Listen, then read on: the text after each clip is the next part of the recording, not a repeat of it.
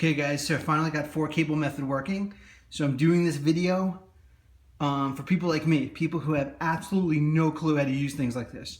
So this is like the dumbest dummy guide to 4-cable method you could ever have.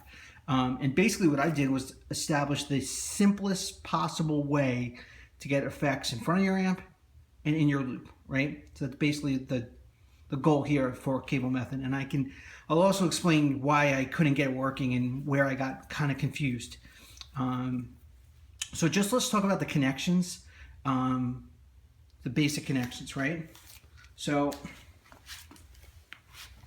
start off, your guitar cable goes into guitar in. So that doesn't change. Then you look at the first effects loop combination, send and return. The send goes into the front of your amp. Bam. And then the return goes into the effects loop in the back of your amp into the send. That's really confusing, but that's the way it works.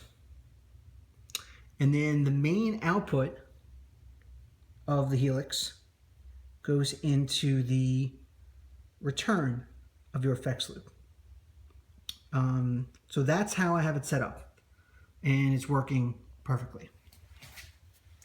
So then this is where I really kind of got screwed up, because I got the connection part. The connection part kind of made sense. The reason I screwed up is because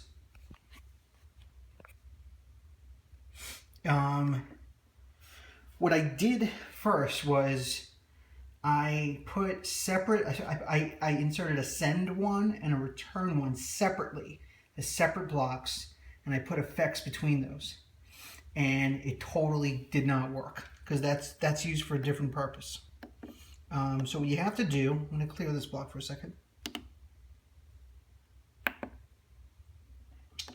So I'm going to pretend I almost have nothing here, okay? So you do an insert, and you go to send return. So before, what I was doing was I was putting a send in, then I was putting a return in, and I was putting effects between those, and that clearly did not work. So what you have to do is put in effects loop 1, and it's very straightforward now. So anything after the effects loop, like a delay, goes in your loop, and anything in front of the effects loop, like a compulsive drive, which I believe is like an OCD, goes in the front of your amp. So that's it.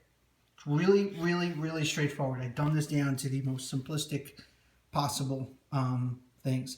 The other thing to be aware of is if you go into global settings